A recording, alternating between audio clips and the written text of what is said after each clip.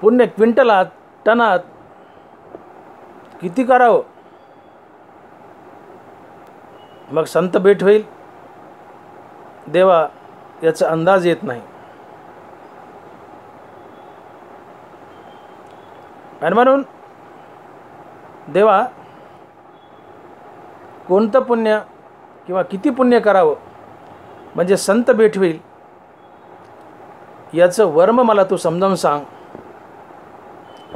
आणि ते वर्म असं सांग की त्या वर्मामुळं माझ्या अंतकरणात काही खुणा निर्माण होतील. आणि त्या खुणा माझ्या अंतकरणात निर्माण झाल्या की मी अनुमान काढेल की आता एवढ्या पुण्यानं मला संताची भेट होईल, एवढ्या पुण्यानं मला संताची भेट होईल. बघा ज्ञानोबा काय म्हणतायत, तैसे हृदयीचे निज्ञाने देही उमटती चिन्हे, ते सांगू आता अवधाने चांगे ऐक. तुकोबारांनी जो प्रश्न उभा केलाय त्याचं उत्तर ज्ञानोबारांनी 13व्या अध्यायात दिलंय.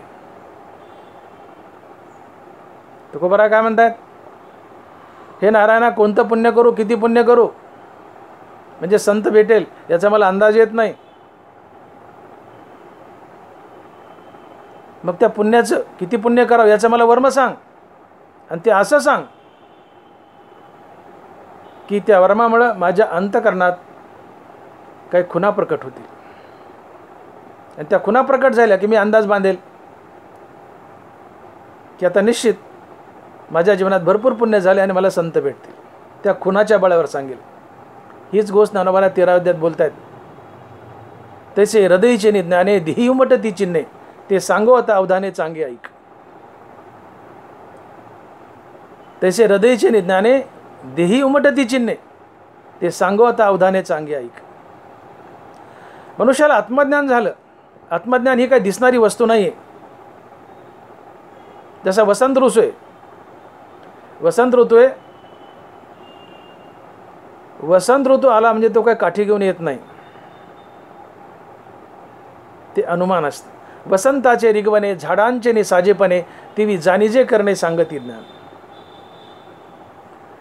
वसंत ऋतू आला कसं ओळखायचं, झाडं पानं आणि फुलानं नटली समजून घ्यायचं वसंत आला. तसं साधकाच्या जीवनात काही खुणा उमटतात.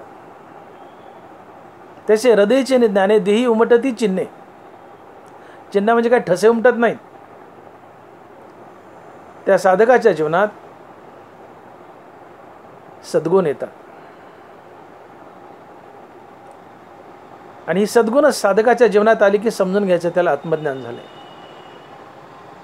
झाडं पानांनी फुलानं नटली की समजून घ्यायचं वसंत आला. तसं साधक सद्गुणानं नटला की समजून घ्यायचं त्याच्या जीवनात आत्मज्ञान आलं. वसंताचे रिगवणे झाडांचे निसाजेपणे, तेवी जाणीजे करणे सांगती ज्ञान. आत्मज्ञान तुमच्या प्रत्येक इंद्रियाच्या कृतीतून झळकत असतं. ते तर दुष्ट गुण न मिळेचे निशेष चैतन्याचा वाद झाला माझ्या. साधकाच्या जीवनात एकही दुष्ट गुण राहिला नाही, सगळे सद्गुण आलेत. तिथं काय चैतन्याचा वाद झाला माझी, अर्थात आत्मज्ञान त्याच्या जीवनात आले. तुमच्या जीवनात सगळे सद्गुणच आले, एकही दुर्गुण राहिला नाही. तुमचे इंद्रिय प्रत्येक कृती चांगलीच करतायत. तुमच्या जीवनात आत्मज्ञान आले.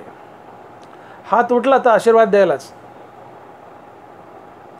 तोंडाने बोलला तर गोडच प्रेमळच, साचा आणि मवाळ. प्रत्येक कृती मृदू आणि मवाळ असते, परोपकारासाठी असते. तेवी जाणीजे करणे सांगती ज्ञान.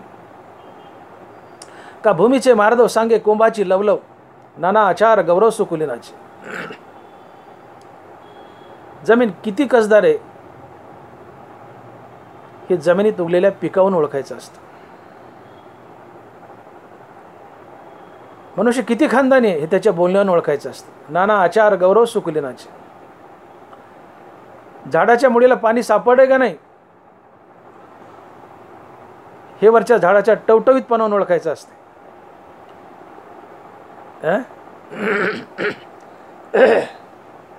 वृक्षाशी पाताळी जळ सापडे मुळी, ते शाखाच्या बाळी बाहेरी दिसे.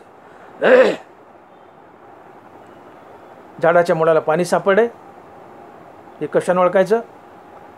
वर झाड टवटवीत आहे. तसं साधकाला आत्मज्ञान झाले, कसं ओळखायचं? साधक सद्गुणानं नटलाय, त्याच्या जीवनात एकही दुष्टगुण नाही आहे, तिथं चैतन्याचा वाद झाला आहे, म्हणजे त्याला आत्मज्ञान झाले. ते तर दुष्टगुण न मिळेची निशेष चैतन्याचा वाद झाला माझी. साधकाच्या जीवनात एकही दुष्टगुण नाही, सगळे सद्गुणच सद्गुण आहेत. तिथं चैतन्याचा वाद झाला, अर्थात त्याला आत्मज्ञान झालं.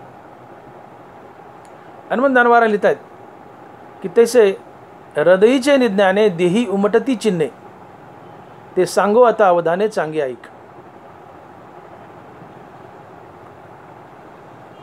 बरोबर म्हणतात की हृदयीचे निज्ञाने देही उमटती चिन्हे, हृदयात आत्मज्ञान राहायला आलंय. हे कशाने ओळखायचं? त्या साधकाच्या देहावर काही चिन्ह उमटतात, आणि चिन्ह म्हणजे सद्गुण असतात. अर्थात साधक सद्गुणानं नटला की समजून घ्यायचं त्याच्या जीवनात आत्मज्ञान आलं. आत्मज्ञान कशाने ओळखलं? साधकाच्या जीवनात आलेल्या सद्गुणावरून. म्हणजे इथं साधकाच्या जीवनात काही खुणा उमटल्यात, त्या खुणा आहेत सद्गुणाच्या, आणि त्या खुणानं सिद्ध केलं की साधकाला आत्मज्ञान झाले. साधकाला आत्मज्ञान झाले कशामुळं? साधकाच्या जीवनात काही खुणा आल्यात सद्गुणाच्या, याच्यानं ओळखता आलं की साधकाला आत्मज्ञान झाले. तसं तुकोबराय प्रस्तुत अभंगात म्हणतात की नारायणा, माझ्या अंतकरणात काही खुणा निर्माण कर, आणि त्या खुणा माझ्या अंतकरणात माझ्या जीवनात आल्या की निश्चित रूपाने मला कळेल की आता या खुणा माझ्या जीवनात जेवढ्या पुण्यमुळे आल्यात तेवढं पुण्य संतांच्या भेटीसाठी पुरेसं आहे. ऐसे वर्म मज दावी नारायणा, अंतरीच्या खुणा प्रकटोनी. साधक सद्गुणानं नटला की समजून घ्यायचं त्याच्या जीवनात आत्मज्ञान आलंय. सद्गुणाच्या खुणा आहेत. साधकाच्या जीवनात सद्गुणाच्या खुणा आल्या, काय सिद्ध झालं? साधकाच्या जीवनात आत्मज्ञान आलं. तसं नारायणा, माझ्या अंतकरणात माझ्या हृदयात काही खुणा येऊ दे, माझ्या जीवनात काही खुणा येऊ दे. त्या खुणा आल्या की त्या खुणावरून मी अनुमान काढेल की आता ज्या पुण्याने या माझ्या जीवनात खुणा आल्यात तेवढं पुण्य संताची भेट घेण्यासाठी पुरेसे आहे. जोपर्यंत काही सद्गुणाच्या खुणा माझ्या जीवनात येत नाहीत तोपर्यंत माझं पुण्य कमीच पडते संत भेटीला. पण ज्या दिवशी माझ्या अंतकरणात काही खुणा येतील देवा, त्या दिवशी मी समजेन की एवढं पुण्य संत भेटीला पुरेसे. अन्यथा पुण्य वजनात क्विंटलात बांधता येत नाही की किती पुण्य लागेल आणि संत भेटतील. नाही, तुम्ही किती पुण्य करा, ते वजनात बांधता येत नाही, मोजमापात बांधता येत नाही की इतकं पुण्य केलं संत भेटेल. त्याचा अनुमान आहे. तुमच्या अंतकरणात काही सद्गुण वास करतायत. साधक सद्गुणानं नटला, साधक सद्गुणानं नटला की समजून घ्या त्याच्या जीवनात आत्मज्ञान आलंय. तसं तुकोबाराय म्हणतात की देवा, माझ्या जीवनात माझ्या हृदयात काही सद्गुण आण, आणि ते सद्गुण आले की मी समजून घेईन की आता एवढं पुण्य संत भेटीसाठी पुरेसे आहे. आणि म्हणून ऐसे वर्म माझं दावी नारायणा, अंतरीच्या खुणा प्रगटोने. देवा नारायणा, कोणतं पुण्य आणि किती पुण्य असलं म्हणजे संताची भेट मला होईल हे मला कळत नाही, आणि कुणालाच कळत नाही. किती पुण्य, कोणतं पुण्य असलं म्हणजे मला संताची भेट होईल देवा हे कळत नाही. मी गोंधळात पडलोय. मग याचं मला वर्म सांग की किती पुण्य असलं किंवा कोणतं पुण्य असलं म्हणजे संत भेटतील, याचं वर्म सांग. आणि ते वर्म सांगताना माझ्या अंतकरणात काही खुणा प्रगटून दाखव, आणि त्या खुणा प्रगट झाल्या की मी समजेल की आता निश्चित या खुणा ज्या अर्थी माझ्या जीवनात आल्या त्या अर्थी इतकं पुण्य संत भेटीसाठी पुरेसं आहे आणि संत मला नक्की भेटतील. आणि म्हणून ऐसे वर्म मज दावी नारायणा अंतरीच्या खुणा प्रगटोनी. ऐसे वर्म मज दावी नारायणा अंतरीच्या खुणा प्रगटोनी. आता ज्ञानोबारांनी तिकडं आत्मदान झाल्यानंतर 18 खुणा दाखवल्यात. अमानित्वम दंभित्वम हिंसा क्षांतिरार्जव आचार्य पाषण स्थैर्य शौच वगैरे वगैरे. अमानित्वम दंभित्वम हिंसा क्षांतिरार्जव आचार्य पाषण शौच स्थैर्य आत्मविनिग्रह या एकूण अशा 18 खुणा दाखवल्यात की 18 सद्गुण साधकाच्या जीवनात आले की साधकाला आत्मज्ञान झालं. जवळजवळ थोडीफार वगळता मागं पुढं अशाच प्रकारचे काही सद्गुण आहेत, अशाच प्रकारच्या काही खुणा आहेत की ज्या साधकाच्या जीवनात आल्या की त्यांनी जेवढं पुण्य केलंय तेवढं पुण्य संताची भेट होण्यासाठी पुरेसं आहे. याची साक्ष तुकोबाराय देत आहे.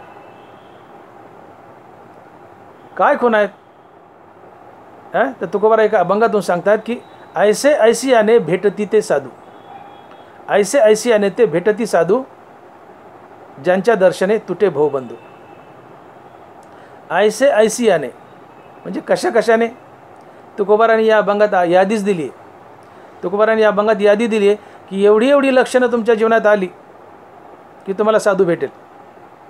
तुकोबाराला काय हवंय तुकोबाराला हवे साधूची भेट. आणि साधूच्या भेटीनंतर साधूची सेवा. पण साधू भेटीसाठी पुण्य लागतं. मग किती पुण्य लागतं आणि कोणतं पुण्य लागतं म्हणजे साधू भेटेल याचा अंदाज तुकोबाराला आहे ना. मग नारायणाला विनंती की नारायण सांग किती आणि कोणतं पुण्य करू म्हणजे साधू मला भेटेल, मी त्यांचा सेवक होईल. याचं वर्म मला सांग. किती आणि कोणतं पुण्य लागेल याचं वर्म सांग. पण सांगताना माझ्या हृदयात काही खुणा उमटतील असं सांग. आणि त्या खुणा उमटल्या की मी अंदाज बांधेल ज्या अर्थी खुणा उमटल्यात माझ्या अंगावर आता इतकं पुण्य ते मोजमापात सांगता येत नाही, पण इतकं पुण्य साधूच्या भेटीसाठी पुरेसे आहे. त्या खुणा कोणत्या आहेत की ज्या हृदयात उमटल्यावर साधू भेटेल आणि एवढं पुण्य पुरेसं आहे असं सुचवतात. त्याची यादीच तुकोबारांनी दिली की ऐसे ऐसियाने भेटे ऐसे ऐसियाने भेटती ते साधू. ऐसे ऐसियाने भेटती ते साधू ज्यांच्या दर्शने तुटे भवबंधू. ऐसे ऐसियाने. आता काय काय यादी ही कशा कशानं साधू भेटतो तर तुकोबाराय या अभंगात यादी देत आहेत. आणि महाराज सांगतायत की तुमच्या जीवनात संताबद्दल आणि देवाबद्दल शुद्ध भाव असू द्या. हा सद्गुण असू द्या, तुम्हाला संत भेटतील. तुमच्या हृदयात संताबद्दल देवाबद्दल भाव असावा. तुकोबाराय लिहित आहेत भाव सर्व कारण मूळ बंधू सदा समबुद्धी नास्तिक्य भेदू. पहिली खूण सांगितली तुकोबारायने. तुमच्या अंतःकरणात देवाबद्दल आणि संताबद्दल शुद्ध भाव असू द्या.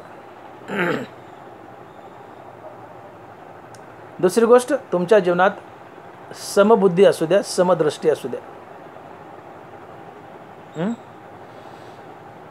जगत परमात्मा स्वरूप पहा. जगातील प्रत्येक प्राणी मात्र हा देवच आहे असं समजा. धरिली सोंगे येणे अवघी पांडुरंगे. जगातली प्रत्येक वस्तू म्हणजे पांडुरंगानं धरलेलं सोंग आहे.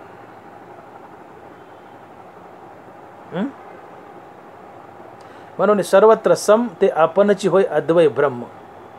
हे संपूर्ण जाणे वर्म समदृष्टीचे. ही समदृष्टी तुमच्या जीवनात येऊ द्या की मी देह नसून मी आत्मा आहे. जगत मिथ्या आहे आणि मी देह नसून आत्मा आहे. आणि मग मी आत्मा आहे तर आत्मा विश्वव्यापी आहे. मग आत्म्याच्या रूपाने मीच विश्वव्यापलंय. या जगात मीच नटलोय. जगात मीच नांदतोय. जगात देव नांदतोय म्हणजे मीच नांदतो का आता मी देव झालोय. जगातील प्रत्येक वस्तू हा देव आहे असं समजून त्याच्यासोबत देवतुल्य व्यवहार करा. जगत परमात्मा स्वरूपा ही दुसरी खूण आहे. पहिली तुकोबाराने सांगितली भाव, दुसरी सांगतायत समदृष्टी. समबुद्धी, जगत परमात्मा स्वरूप पहा. तिसरं सांगितले भूतकृपा. भूतकृपा म्हणजे सर्व प्राणी मात्रावर सारखी कृपा करा. तुम्ही कुठल्याही प्राणी मात्राचा द्वेष करू नका. प्रत्येक प्राणी मात्रासोबत मित्रपणाने वागा. तशी आगवीच भूतमात्री जया एकपणे मैत्री, कृपेशी धात्री आपणच जो. प्रत्येक प्राणी मात्रासोबत तो मित्रत्वानं वागतो.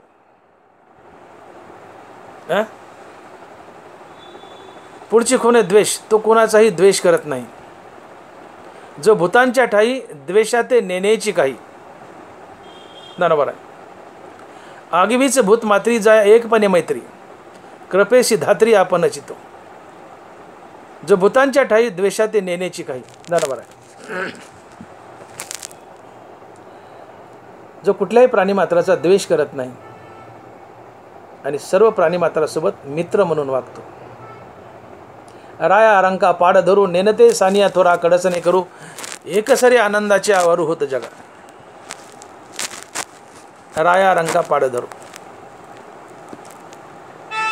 जगातील प्रत्येक प्राणी मात्र, गरीब असो, श्रीमंत असो, राजा असो, रंक असो, तो भगवंत आहे. राया रंका पाड धरू. ज्याच्या अंतःकरणात भगवंताबद्दल, संताबद्दल भाव आहे, ज्याच्याकडे समदृष्टी आहे, जगत परमात्मा स्वरूप पाहतो, जो कुठल्या प्राणीमात्राचा द्वेष करत नाही, सर्व प्राणीमात्रासोबत मैत्रीने वागतो. राया रंकाला पाड समजतो, राजा आणि रंक एकाच तराजूत मोजतो. ज्याची मन, बुद्धी, शरीर आणि वाचा शुद्ध आहे, अर्थात ज्याचा अहंकार गेलाय, अहंकारानं काया वाचा शुद्ध होते. शरीर आमचं अशुद्ध आहे, ते शरीरात असलेल्या मलमूत्र, रक्तमांसामुळं नाही, तर शरीरात असलेल्या अहंकारामुळं. आमचं शरीर अपवित्र आहे, ते मलमूत्रामुळं नाही आहे, शरीरात असलेल्या अहंकारामुळं. मग ज्याचा अहंकार गेलाय, त्याचं शरीर, त्याची वाचा शुद्ध होते, त्याचं मन शुद्ध होतं, बुद्धी शुद्ध होते. मग ज्याचा अहंकार गेलाय, त्याचं मन, बुद्धी, काया, वाचा शुद्ध असते. ही एक खूण आहे. जो सर्व प्राणीमात्रासोबत लहान होऊन वागतो, जे जगा धाकुटे होई जे ते जवळीक माझी, प्राणीमात्रासोबत लहान होऊन वागतो, प्राणीमात्रासोबत नम्र होतो. सर्वत्र नमस्कारी जे, सगळ्या जगात देवच भरलाय असं समजून नमस्कार करा. सर्वत्र नमस्कारी मज एकाते. जगातील डोळ्याला दिसणारी प्रत्येक वस्तू हा भगवंत आहे. जे जे दृष्टी दिसे ते हरिरूप. जगातली प्रत्येक वस्तू देव आहे असं समजून नमन करा. त्याच्यापुढे लहान व्हा, धाकटं व्हा, त्याला देव समजून नमस्कार करा. ज्याचे संकल्प विकल्प मावळलेत,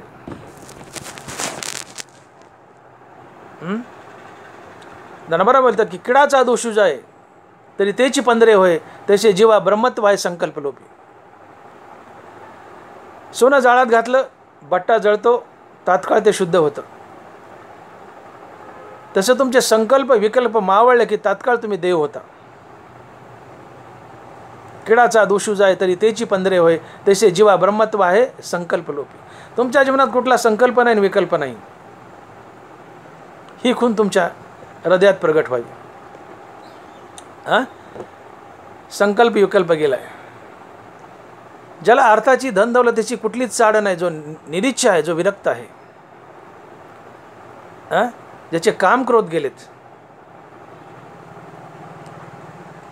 जो मान अपमान सारखेच समजतो, या खुणा आहेत हृदयात प्रगट झालेल्या. जो मान अपमानातेस आहे, सुख दुःख जेत समाये, निंदा स्तुती नो हे दुखंडो. जो ज्याला मान आणि अपमान सारखंच आहे, निंदा आणि स्तुती सारखीच आहे, ही एक खूण आहे. जो सतत समाधानी आहे,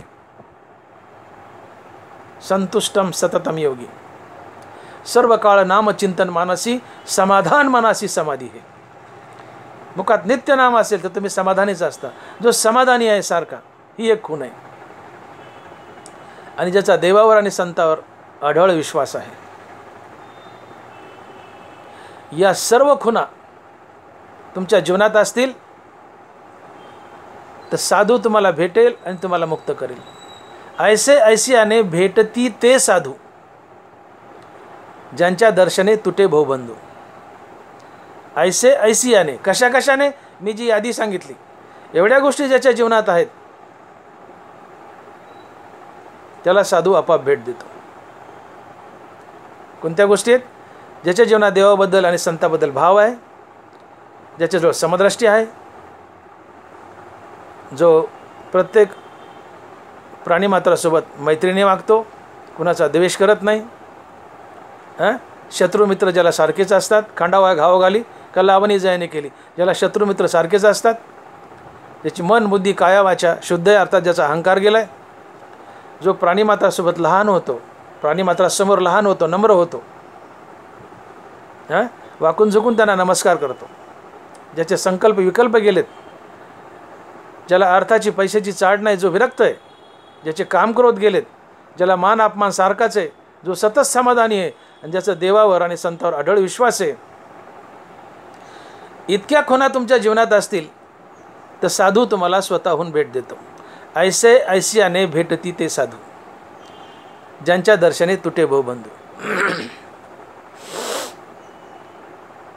मग तुकोबारा हेच म्हणतात की हे नारायणा, किती पुण्य लागेल आणि कोणतं पुण्य लागेल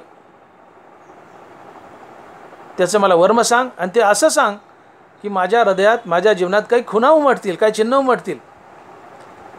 आणि ती चिन्ह उमटली, त्या खुणा उमटल्या की मी समजून घेईल की आता निश्चित रूपानं या खुणा माझ्या जीवनात उमटल्यात, म्हणजे मी जेवढं पुण्य केलं तेवढं पुण्य संत भेटीसाठी पुरेसं आहे. कारण या खुणा उमटल्यात, माझ्या पुण्याने या खुणा उमटल्यात, मी बोललेल्या या खुणा उमटल्यात, याचाच अर्थ मी केलेलं पुण्य आता संत भेटीसाठी पुरेसं आहे. याचा अर्थ किती पुण्य केलं, क्विंटलात का टनात म्हणजे संत भेटतील हे सांगता येत नाही. किती पुण्य केलं म्हणजे संत भेटतील हे सांगता येत नाही. मग या मी जे बोललो, या खुणा जर जीवनात आल्या तर या खुणा सांगतात की आता तू केलेलं पुण्य पुरेसं आहे आणि तुला संत भेटतील. आणि म्हणून ऐसे वर्म मज दावी नारायणा, अंतरीच्या खुणा प्रगटोनी, अंतरीच्या खुणा प्रगटोनी. मग हे सगळे सद्गुण माझ्या जीवनात आहेत. तुकोबारायांनी सांगितलेले कोणते? ऐसे ऐसियाने भेटती ते साधू. आता मी बोललेलो हे सगळे सद्गुण, हे चिन्ह, ही लक्षणं माझ्या हृदयात, माझ्या जीवनात आहेत. म्हणजे मी आता पुरेसं पुण्य केले आणि मला संत भेटी होईल. हे किती पुण्य लागतं यावरून समजतं. आणि दुसरी गोष्ट मी बोलून गेलो की ज्ञानावारा बोलत आहेत की तया सर्वात्मका ईश्वरा स्वकर्म कुसुमाची वीरा, पूजा केली होया पारा तोषा लागी. म्हणून ये पूजे रिजलेनी आत्मराजे, वैराग्य सिद्धी दे जे पसाय तया.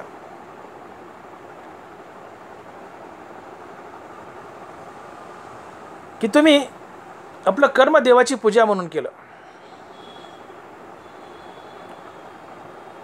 तो कर्मही शुभ भजावा.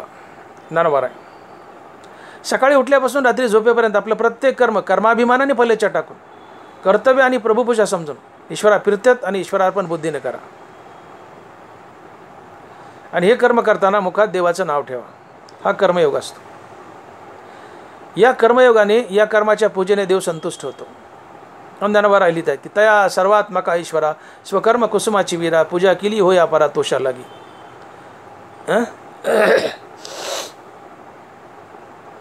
आणि या कर्माच्या पूजेने प्रसन्न होऊन देव तुम्हाला वैराग्य देतो.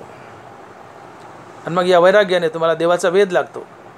ये वैराग्य दशे ईश्वराचे वेद वसे, सर्वही नावडे जैसे वात होई.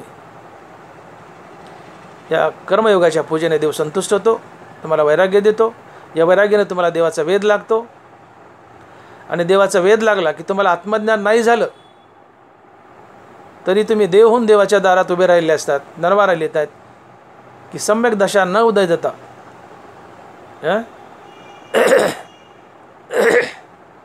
की तुम्हाला आत्मज्ञान जरी नाही झालं तर तुम्ही एक प्रकारचे आत्मज्ञानीच असता. आणि मग अशी अवस्था जीवनात आली, तुम्ही देवहून देवापुढे उभे राहिलेत की सद्गुरू तुम्हाला शोधत येतो. सद्गुरू तुम्हाला शोधत येतो. आणि मग ज्ञानवारा लिहितात का, येऊनी फळाचा गडू पारुशिले केळीची वाडू, श्रीगुरु भेटोनी करी पाडू बोबत सुजायचा. श्रीगुरु भेटोनी करी पाडू बोबत सुजायचा.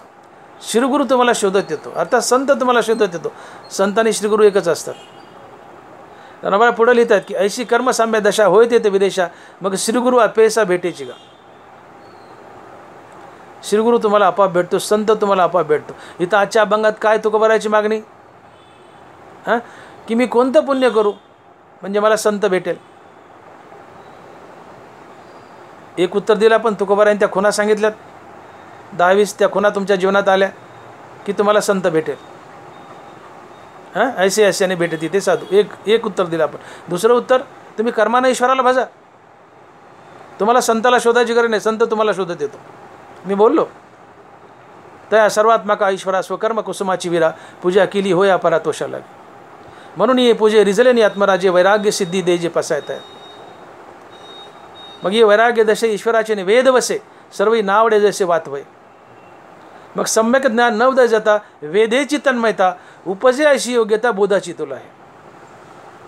या 4 वयातून ज्ञानोबा सांगतात की तुम्ही मुखात भगवंताचं नाम धारण करून कर्मानं ईश्वराला भजलं तर या कर्मानं भगवंत प्रसन्न होतो आणि तुम्हाला प्रसाद म्हणून वैराग्य देतो. या वैराग्यानं तुम्हाला ईश्वराचा वेध लागतो आणि तुम्ही ईश्वर स्वरूपच बनता. आणि तुम्हाला आत्मज्ञान नाही झालं तरी तुम्ही देवहून देवाच्या दारात उभे असता. आणि अशी अवस्था जीवनात आली की श्रीगुरु तुम्हाला शोधत येतो. का येऊनी फळाचा गडू पारुशिली केळीची वाडू, श्रीगुरु भेटोनी करी पाडू बोबत सुजायचा. हे वाक्य आहे का, श्रीगुरु भेटोनी करी पाडू, श्रीगुरु स्वतःहून भेटतो. ऐशी कर्मसाम्य दशा होय ते विदेशा, श्रीगुरु आपेसा भेटेची का. श्रीगुरु आपाप भेटतो. श्रीगुरु भेटतो म्हणजे संत भेटतो. किंवा माझ्या विठोबाचा कैसा प्रेमभाव, आपणची देव होय गुरु.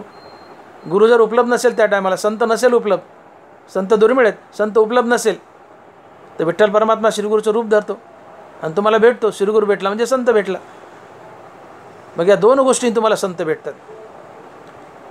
की तुकोबाराचा जो प्रश्न आहे की देवा मी किती पुण्य करू, कोणतं पुण्य करू मग मला संत भेटतील, याचा अंदाज येत नाही. मग या पुण्याचं वर्म सांग. आणि ते वर्म सांगताना असं कर की माझ्या हृदयात काही खुणा निर्माण होतील, माझ्या अंतकरणात काही खुणा निर्माण होतील. तर त्या खुणा काय आहेत मी सांगितलं तुम्हाला 10-15. त्या खुणा जीवनात निर्माण झाल्या, त्या खुणा आपल्या हृदयात निर्माण झाल्या, अर्थात जीवनात निर्माण झाल्या. यावरून अनुमान बांधायचं की ज्या अर्थी या खुणा आमच्या जीवनात निर्माण झाल्यात त्या अर्थी आपण जेवढं पुण्य केलं आता ते संत भेटीसाठी पुरेसे आहे. अन्यथा हे पुण्य टनातन क्विंटलात मांडता येत नाही, मोजता येत नाही. या खुणावरून अंदाज बांधायचा एक गोष्ट. आणि तुम्ही कर्मानं ईश्वराला भजलं की भगवंत प्रसन्न होतो, श्रीगुरूला पाठवून देतो, तो स्वतःहून येतो. श्रीगुरू येतो म्हणजे संत येतो. श्रीगुरू हा संत असतो किंवा संत हा श्रीगुरू असतो, दुसरा कोणी सद्गुरू नसतो. संत हा सद्गुरू असतो, जो आत्मज्ञानी आहे तो सद्गुरू असतो, श्रीगुरू असतो. संत आत्मज्ञानी असतात म्हणून संतच फक्त श्रीगुरू किंवा सद्गुरू असतात, दुसरं कोणी नाही. कर्मयोगानं तुम्हाला संत भेटले, बाकी तुमचं नित्य नामस्मरण या भक्तीने या खुणा जीवनात आले, यावरून अंदाज भेटला की संत भेटले. आणि म्हणून तुकोबाराय देवाला विनंती करतात की देवा पांडुरंगा नारायणा, माझी फार इच्छा आहे की मी संताचा सेवक व्हावं. का तर संत सेवेशिवाय मुक्ती नाही आहे, संतपद नाही आहे, देवा तुझी भेट नाही आहे. मग संत भेटावे त्यासाठी पुण्य लागतं, पण ते किती लागतं आणि कोणतं लागतं याचा मला अंदाज येत नाही. तर देवा काही वर्म सांग ना की ते पुण्य किती असावं, कोणतं असावं. आणि ते वर्म सांगताना असं सांग की माझ्या अंतकरणात काही खुणा प्रकट होतील, मग मी अंदाज काढील या खुणा ज्या अर्थी प्रकट झाल्यात त्या अर्थी निश्चितच आता मी केलेलं पुण्य पुरेसं आहे ना, तर मला संत भेटतील, मी त्यांचा सेवक होईल. एक गोष्ट. आणि मुखात नाम धारण करून अर्थात कर्मयोगाने तुम्ही भगवंताला भजलं तर भगवान स्वतः श्रीगुरू बनून येतो, अर्थात संत बनून येतो, किंवा श्रीगुरूला पाठवून देतो. हां. आणि म्हणून महाराज अभंगाच्या दुसऱ्या चरणात म्हणतात की ऐसे वर्म मज दावी नारायणा अंतरीच्या खुना प्रगटवणे. देवा खुना प्रगट कर. मग त्या खुना प्रगट झाल्या, त्या 10-15 खुना प्रगट झाल्या की मी अंदाज बांधेल की आता पुण्य पुरेसं झालं. ज्या अर्थी खुना प्रगट झाल्या पुण्य पुरेसं झाले, एवढ्या पुण्याने मला संत भेटतील. आणि देवा हे सगळं यासाठी करायचं रे का, तर संतांची भेट नुसती अवघड नाही तर ती बहु अवघड आहे. या अभंगाच्या 3ऱ्या चरणात महाराज लिहितात की बहु अवघड आहे संत भेटी तरी जगजेटी करुणा केली. बहु अवघड आहे संत भेटी तरी जगजेटी करुणा केली. देवा तुझ्या कृपेशिवाय संत येतच नाही रे आमच्याकडे, तू कृपा करावी लागते. संताच्या कृपेमुळे तू भेटतो देवा, संताच्या कृपेमुळे देव भेटतो, पण संताच्या देवाच्या कृपेने संत भेटतो. हे दोन्ही व्हाईस वर्सा आहे. बघा कशी गंमत आहे. संत कृपेने देव भेटतो, संत कृपेने देव भेटतो, पण संत भेटण्यासाठी देवाची कृपा लागते. संत भेटण्यासाठी देवाची कृपा लागते. देवा तू कृपा कर माझ्यावर. का, तर संत भेटी ही अतिशय अवघड आहे, बहु अवघड आहे संत भेटी. तो महात्मा धनुर्धरा दुर्लभवती. बरोबर आहे. जगात सगळ्यात अवघड काय असेल तर संतांची भेट. जसं परीस आणि अमृत दुर्मिळ आहेत तशी संत भेटी दुर्मिळ आहे.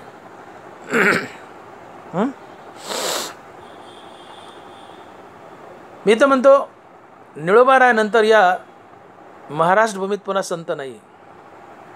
तुकोबारायाचे शिष्य निळोबाराय यांच्यानंतर महाराज भूमीत खरा संत निर्माण झाला नाही. संत कोणाला म्हणावं, तशी संताची 21 लक्षणं सांगितली आहेत नाथ महाराजांना भागवतात. 21 लक्षणं. आता खूप वेळ जाईल, विषांतर होईल, पण ठळक लक्षणं सांगतो की ज्याच्याजवळ विवेक वैराग्य आहे, जो श्रीगुरूच्या कृपेने आत्मज्ञानी आहे, ज्याच्याजवळ निष्काम कर्म आहेत, निष्काम नाम आहे, दोन्ही गोष्टीत आहेत. हे तर साधनच आहे. या साधनानं ज्याच्याजवळ विवेक वैराग्य आहे, श्रीगुरूच्या कृपेने ज्याला आत्मज्ञान झाले, जो मुक्त आहे, जो मुक्तीवर भजनयुक्त आहे, ज्याने प्रत्यक्षात पांडुरंग पाहिला आहे आणि पांडुरंगाने ज्याची चाकरी केली, तो संत असतो. एका जनार्दनी भक्त देव त्यांचा अंकित दास होय. एका जनार्दनी भक्त देव त्याचा अंकित दास होय. ज्याने प्रत्यक्षात पांडुरंग पाहिला आणि पांडुरंगाने ज्याचं दास्यत्व केले, तो संत असतो. आणि पांडुरंगाने आमच्या प्रत्येक संताचं दास्यत्व केले. चर्म रंगू लागे रोहिदासा संगे, कबीराच्या मागे विनिसेले. देव या संतांच्या संसारात जाऊन राबला आहे. आणि म्हणून ज्याच्याजवळ विवेक वैराग्य आहे, श्रीगुरूच्या कृपेने आत्मज्ञान आहे, जो मुक्त आहे, मुक्तीवर भजनयुक्त आहे, ज्याने प्रत्यक्षात पांडुरंग पाहिला आहे आणि पांडुरंग ज्यांच्या संसारात राबला आहे, तो संत असतो. अर्थात जो ज्ञान घेऊन गोविंद गातो तो संत असतो. जो देव होऊन देवाचं नाव घेतो तो संत असतो. देवाची एका वाक्यात संताची एका वाक्यात जर व्याख्या करायची असेल, संत कोणाला म्हणावं, संताची एका वाक्यात व्याख्या, जो देव होऊन देवाचं नाव घेतो तो संत असतो. फिनिश. जो देव होऊन देवाचं नाव घेतो. तुम्हाला संत होण्यासाठी आधी देव बनावं लागतं. देव ते संत, देव ते संत, निमित्त त्या प्रतिभा. जो देव होऊन देवाचं नाव घेतो, आधी होता संत संग तुका झालाच हे पांडुरंग. मूळ स्वभाव जाईना त्याचे भजन राहीना. तुकाच पांडुरंग झाला. तुका पांडुरंग झाला आणि तुका पांडुरंग होऊन पांडुरंगाचं नाव घ्यायला लागला, तेव्हा तुका संत झाला. आता जो देव होऊन देवाचं नाव घेतो तो संत असतो. अतिशय छोटी आणि शॉर्टमध्ये संताची व्याख्या. देव होऊन देवाचं नाव घेतो तो संत असतो. आणि म्हणून तुम्ही आम्ही कीर्तनकार संत नसून संत वाङ्मयाचे प्रचारक आहोत, हे आम्ही विसरू नये. आणि देवा असा महात्मा अतिशय दुर्लभ आहे, बहु अवघड आहे संत भेटी. अलग लक्षामध्ये अति अवघड आहे. आणि मग ही भेट एवढी जर अवघड आहे तर देवा तुझ्या कृपेशिवाय ते शक्य होणार नाही. आणि मग तू माझ्यावर करुणा कर. तुझ्या कृपेमुळे, तुझ्या करुणेमुळे संत मला भेटेल. बहु अवघड आहे संत भेटी, तरी या जगजेठी कृपा केली. देवा, मी अखंड साधना करतोय, तुझं नामस्मरण करतोय, मला संतांची भेट हवी आहे, त्यांची सेवा हवी आहे, मला संतांची सेवा करायची आहे. पण त्याला कोणतं पुण्य लागतं? पुण्याशिवाय संत भेटत नाही. मग कोणतं पुण्य लागतं, किती लागतं याचा अंदाज नाही आहे, मला अंदाज बांधता येणार. तर त्या पुण्याचं वर्म सांग आणि असं सांग की काही खुणा माझ्या अंतःकरणात प्रकट कर, आणि त्या खुणा प्रकट कर, म्हणजेच माझ्यावर करुणा कर. आणि तुझी ही करुणा झाली खुणा प्रकट करण्याची, की मी समजून घेईल की एवढं पुण्य संत भेटीला पुरेसं आहे. आणि मग नारायणा, तुझ्या या करुणेमुळं, तुझ्या कृपेमुळं संत मला भेटतील, की ज्या संताची भेट बहु अवघड आहे. आणि म्हणून बहु अवघड आहे संत भेटी, तरी या जगजेठी करुणा केली. म्हणून कुणीही स्वतःला संत म्हणून घेऊ नये. आम्ही अर्ध्या हळकुंडात पिवळे होतो. 10 कीर्तनं 10 प्रवचन केलं की आम्ही स्वतःला संत म्हणतो. आम्ही संत नसून संत वाङ्मयाचे प्रचारक असतो. आमच्यात कुणी असेल बी, मी नाही म्हणत नाही, असू शकतो, पण त्या तोडीला जावं, त्या हाईटवर जावं. देवहून देवाचं नाव घेतो तो संत असतो. ज्याच्याजवळ विवेक वैराग्य आहे, श्री गुरुच्या कृपेने ज्याला आत्मज्ञान झाले, जो मुक्त आहे, जो मुक्तीवर भजनयुक्त आहे, ज्याने प्रत्यक्षात पांडुरंग पाहिला आहे, पांडुरंगाने ज्याची चाकरी केली, तो संत असतो. आता जो ज्ञान गुण गोविंद गातो तो संत असतो, किंवा देवहून देवाचं नाव घेतो तो संत असतो. नाथ महाराजांनी 21 लक्षणं सांगितली, पण त्यातली मोजकी वजनदार लक्षणं ही आहेत. जो देवहून देवाचं नाव घेतो तो संत असतो. म्हणून शक्यतो कुणी स्वतःला संत म्हणून घेऊ नये, समाजाची दिशाभूल करू नये. जो देवहून देवाचं नाव घेतो तो संत असतो. आणि असा संत भेटणं बहु अवघड आहे देवा, बहु अवघड आहे. पण तू करुणा केलीस, कृपा केलीस, आणि संताची भेट मला घालून दिलीस. मग एकदा संत भेटला की काय फायदा होईल हे तुकोबराय अभंगाच्या 4थ्या चरणात सांगतात. आणि महाराज लिहितात की तुका म्हणे मग नये वृत्तीवरी, तुका म्हणे मग नये वृत्तीवरी, सुखाचे शेजारी पवळीन. देवा, तुझ्या कृपेने, तुझ्या करुणेने आता संत भेटलेत, मग माझा काय फायदा होईल? की तुका म्हणे मग नये वृत्तीवरी, सुखाचे शेजारी पवळीन. देवा, सध्या संत भेटले नाही तोपर्यंत मी वृत्तीत आहे, माझी वृत्ती जागी आहे. वृत्ती ही 3 प्रकारची असते. जसे गुण असतात तशी वृत्ती असते. ननवरा लिहितात, वृत्ती ऐसे मन धरती, मना ऐसे क्रिया करीती, आणि केले ऐसे वरिती मरोनी देही. जशी वृत्ती तसं मन, जसं मन तशा क्रिया, आणि जशा क्रिया तसं फळ आणि पुढचा जन्म. वृत्ती ऐसे मन धरती, मना ऐसे क्रिया करीती, केले ऐसे वरिती मरोनी देही. आणि म्हणून वृत्ती गुणावर अवलंबून असते. सात्विक वृत्ती, राजस वृत्ती, तामस वृत्ती, या 3 प्रकारची वृत्ती असते.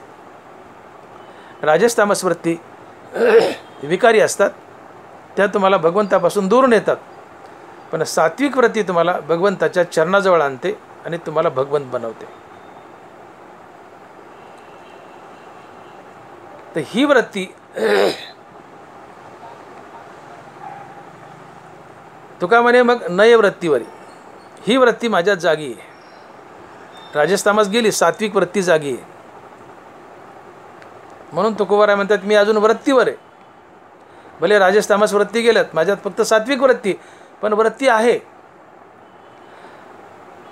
ही सात्विक वृत्ती आम्हाला देव बनवते, आणि तीही नाहीशी होते तेव्हा आम्ही खरे देव बनतो. सत्व रजतम आपण नासती करिता भक्ती या विठ्ठलाची. सत्व रजतम आपण नासती करिता भक्ती या विठ्ठलाची. विठ्ठलाच्या भक्तीने सात्विक राजस वृत्तीचं जातेच निघून. विठ्ठलाच्या भक्तीने राजस तामस वृत्ती तर निघून जातेच. विठ्ठलाच्या भक्तीने राजस तामस वृत्ती तर निघून जातेच, पण विठ्ठलाच्या भक्तीने सात्विक वृत्ती जागी होते. ही सात्विक वृत्ती तुम्हाला देवाची प्राप्ती करून देते, आणि सात्विक वृत्ती नाहीशी होते. याला गुणातीत अवस्था म्हणतात किंवा वृत्तीरहित अवस्था म्हणतात. आणि मग महाराज म्हणतात की तुका म्हणे मग नये वृत्तीवरी सुखाचे शेजारी पहुडलो. विठ्ठलाच्या नामानं भक्तीनं माझी राजेश तामस वृत्ती तर गेलीच, मागं आता सात्विक वृत्ती राहिली. या सात्विक वृत्तीने मला देवाची भेट घालून दिली, पण ही सात्विक वृत्तीही निघून जाते आणि मी पूर्णतः ब्रह्मस्वरूप होतो, ब्रह्मीभूत होतो, मुक्त होतो. आणि मग मी आत्मस्वरूपात विलीन झालो की माझी वृत्ती आत्मस्वरूप होते. मग मी वृत्तीवर माघारी येणार नाही, आत्मस्वरूपात कायमचा लीन होईल. तुका म्हणे मग नये वृत्तीवरी सुखाचे शेजारी पहुडलो. 3 चोर होते.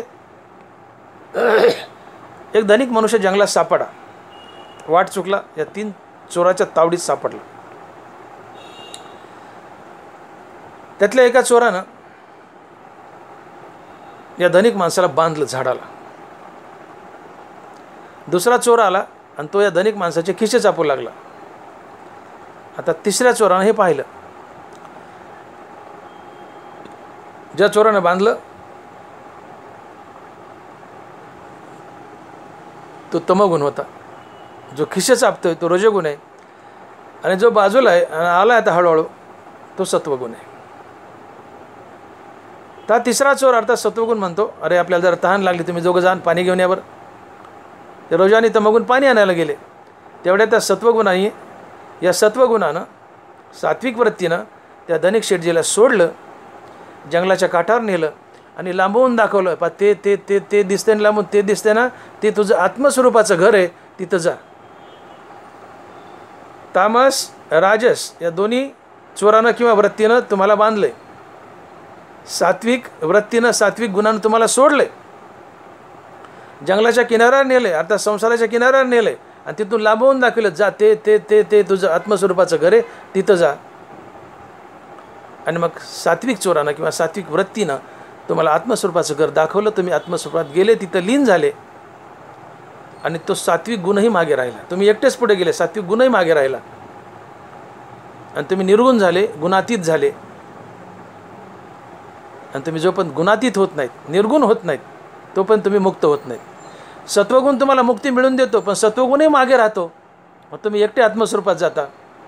ही मुक्ती असते, ही गुणातीत अवस्था असते. आणि म्हणून तुकोबाराय म्हणतात की सत्व रजतम आपण नासती करिता भक्ती या विठ्ठलाची. राजस तामस गुण संसारात बांधतात, सात्विक गुण देव देतो मिळून, पण देव मिळून देत असताना सात्विक गुणही मागे राहतो आणि तुम्हाला एकट्याला देवाकडे ढकलतो. तुम्ही आत्मस्वरूपात जाता, सत्वगुणही मागे राहतो. आणि सत्वगुणही मागे राहणं अर्थात 3 गुण मागे राहणं म्हणजे निर्गुण अवस्था आहे, भगवत स्वरूप अवस्था आहे, मुक्त अवस्था आहे, आत्मस्वरूपाची अवस्था आहे. ज्या सात्विक वृत्तीनं तुम्हाला देव बनवलं, ती सात्विक वृत्ती मागे राहिली. आता तुकोबाराय म्हणतात माझी वृत्ती गेली, संत भेटले. ज्या सात्विक वृत्तीने संत भेटले का मोक्ष मिळून दिला, ती सात्विक वृत्ती मागे राहिली आणि मी एकटा पुढे गेलो. आता मी देहवृत्तीत नाही, मी आत्मवृत्तीत आहे, ती सात्विक वृत्ती मागे राहिली. मग तुका म्हणे मग नये वृत्तीवरी मी आता वृत्तीवर येणार नाही का, तर सात्विक वृत्ती मागे राहिली, मी निवृत्त झालो किंवा गुणातीत झालो. मग तुका म्हणे मग नये वृत्तीवरी सुखाचे शेजारी पहुडेन. विठोबाय रखुमाई, जय जय विठोबाय रखुमाई, विठोबाय रखुमाई, जय जय विठोबाय रखुमाई, जय जय विठोबाय रखुमाई. यथामती आपण अभंगाचा भावार्थ पाहिला आहे. तुकोबाराय म्हणतात की कोण पुण्य यांचा होईन सेवक, जी द्वंद्वाधिक दुराविले, ऐसे वर्म मज दावी नारायणा, अंतरीच्या खुना प्रकटोनी. बहु अवघड आहे संत भेटी, तरी जगजेठी करुणा केली. तुका म्हणे मग नये वृत्तीवरी सुखाचे शेजारी पहुडेन. तुकोबारायला याहून हा अंदाज आपण बांधायचा की तुकोबारायने हा त्यांच्या साधक अवस्थेत अभंग लिहिला आहे. तुकोबाराय अवतारी संत आहेत, मुक्त संत आहेत, पण हे लिहिलं आपल्यासाठी, सगळ्या साधकासाठी लिहिलं आहे. पण गरीब जरा तुकोबाराय साधक अवस्थेत असताना हा अभंग लिहिला आहे आणि नारायणाला विनंती करतात की हे नारायणा, हे पांडुरंगा, मी कोणतं पुण्य करू आणि किती पुण्य करू, किती आणि कोणतं पुण्य करू, मग मी संतांचा सेवक होईल का, तर संत सेवेशिवाय मुक्ती नाही. तिथं सेवा हाची दारवंटा. पुण्याशिवाय संताची भेट नाही. मग नेमकं किती आणि कोणतं पुण्य करू म्हणजे संत भेट होईल आणि मी संतांचा सेवक होईल आणि ते मला मुक्त करतील. परंतु देवा किती आणि कोणतं पुण्य करावं हे मला कळना गेले. मग नारायणा ते किती पुण्य लागतं आणि कोणतं लागतं याचं वर्म मला समजावून सांग. आणि वर्म समजावून सांगत असताना माझ्या अंतकरणात काही खुणा प्रकट कर.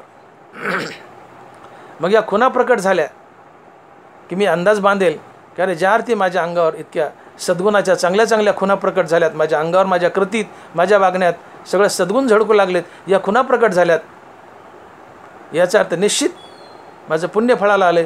आणि आता जेवढं पुण्य केलं आहे मी तेवढं पुण्य संत भेटीसाठी पुरं आहे. का तर किती पुण्य लागतं हे मोजमापात बांधता येत नाही. पण ज्या अर्थी माझ्या अंतकरणात काही सद्गुणाच्या खुणा निर्माण झाल्यात, त्या खुणा सांगतात की आता तू केलेलं पुण्य पुरेसं आहे संत भेटीसाठी. आणि मग हे नारायणा तू करुणाकार आहेस, तू दयाळू आहेस, माझ्यावर करुणा कर, माझ्यावर कृपा कर, या खुणा माझ्या अंतकरणात प्रकट कर. मग मी समजेल की एवढं पुण्य संत भेटीला पुरेसं आहे.